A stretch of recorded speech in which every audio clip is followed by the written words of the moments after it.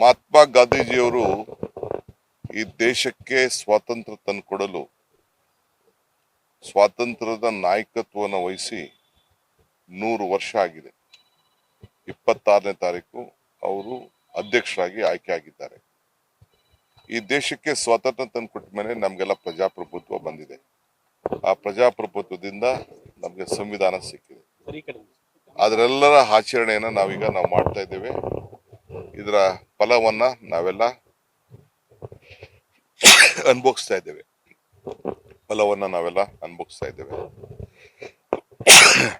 ಎಐಸಿಸಿಯ ಅಧಿವೇಶನ 100 ವರ್ಷದಿಂದ ಏನ್ ನಡೆದಿತ್ತು ಅದನ್ನ ನಾವು ಇಡೀ ವರ್ಷ ಕರ್ನಾಟಕ ಸರ್ಕಾರ ಮತ್ತು ಕಾಂಗ್ರೆಸ್ ಪಕ್ಷ ಎರಡು ಸೇರಿ ಇದನ್ನ ಆಚರಣೆ ಮಾಡಲಿಕ್ಕೆ ಗಾಂಧಿ ಭಾರತ ಅನ್ನೋ ಒಂದು ಹೆಸರಿನಲ್ಲಿ ಆಚರಣೆ ಮಾಡಲಿಕ್ಕೆ ನಾವು ಸರ್ಕಾರ ಕಾರ್ಯಕ್ರಮವನ್ನ ರೂಪಿಸಿದೆ. ಈಗ ವಿಧಾನಸೌಧದ ದ್ವಾರದಲ್ಲಿ ಗಾಂಧಿ ಭಾರತದ ಲೋಗೋವನ್ನು ಕೂಡ ಮುಖ್ಯಮಂತ್ರಿಗಳು ಅದನ್ನ ಲಾಂಚ್ ಮಾಡಿದ್ದಾರೆ. ಈ ರಾಜ್ಯದ ಜನತೆಗೆ, ದೇಶದ ಜನತೆಗೆ ಈ ವರ್ಷದ ಕಾರ್ಯಕ್ರಮವನ್ನು ಲಾಂಚ್ ಮಾಡಿದ್ದಾರೆ. ಇಡೀ ವರ್ಷ ಸರ್ಕಾರ ಮತ್ತು ಪಕ್ಷ ಎರಡು ಸೇರಿ ಕಾರ್ಯಕ್ರಮವನ್ನು ಹಮ್ಮಿಕೊಳ್ತಾ ಇದೆ.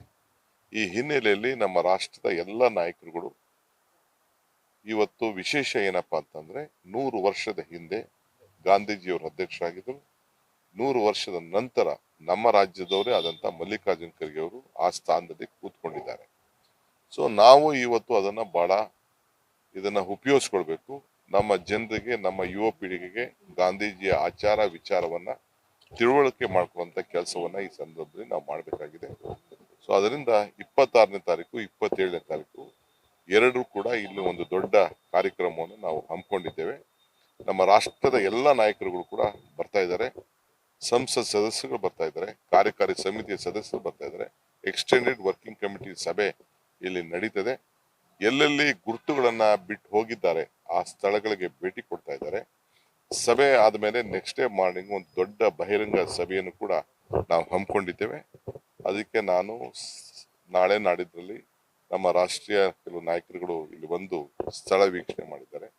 ಸೊ 2-3 ಪ್ರಪೋಸಲ್ಗಳನ್ನ ಎಲ್ಲಿ ಸಭೆಗಳನ್ನ ಮಾಡಬಹುದು ಅನ್ನೋ ದೃಷ್ಟಿಯಿಂದ 3-4 ಜಾಗಗಳನ್ನ ಗುರುತಿಸ್ತಾ ಇದೀವಿ. ಅದಕ್ಕೆ ನಾನು ಮತ್ತು ನಮ್ಮ ಎಲ್ಲ ಮಂತ್ರಿಗಳು, ಪದಾಧಿಕಾರಿಗಳು ನಾವೆಲ್ಲ ಸೇರಿ ಮುಖ್ಯವಾಗಿ ಒಂದು ಫೈನಲ್ ಶೇಪ್ಗೆ ತರ್ತಾ ಇದ್ದೀವಿ. ಒಂದು ಕಮಿಟಿ ಕೂಡ ನಾವು ರಚನೆ ಮಾಡಿದ್ದೇವೆ.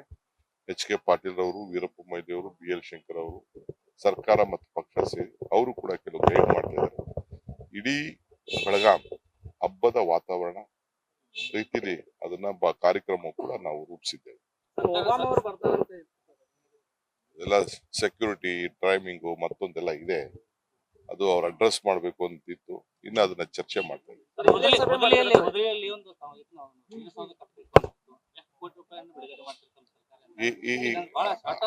ಅದೆಲ್ಲ ಆಮೇಲೆ ಮಾತಾಡ್ತೀವಿ. ನಾವು ಸುಮ್ಮನೆ ನೋಡ್ತಾ ಇದೀವಿ. ಆಮೇಲೆ ಬರ್ತಾರೆ ಲೀಡರ್ಸ್. 3-4 ಆಪ್ಷನ್ಸ್ ಇಟ್ಕೊಂಡಿದೀವಿ ನಾವು. ಈ ಜಾಗಕ್ಕಂತೂ ಖಂಡಿತ ಬಂದೇ ಬರ್ತಾರೆ. ಸಭೆ ಮಾಡ್ಲಿ ಬಿಡ್ಲಿ, ಈ ಜಾಗಕ್ಕೆ, ಈ ಗಾಂಧಿ ಬಾವಿ ಇಲ್ಲಿ ನಡೆದಂತ AICC ಅಧಿವೇಶನದ ಜಾಗಕ್ಕೆ ಖಂಡಿತ ಎಲ್ಲಾ ನಾಯಕರುಗಳು ಬಂದೇ ಬರ್ತಾರೆ. ನ್ಯೂಸ್ ಫಸ್ಟ್, ನಿರ್ಭೀತಿಯಿಂದ ನಿಮ್ಮ ಪರವಾಗಿ.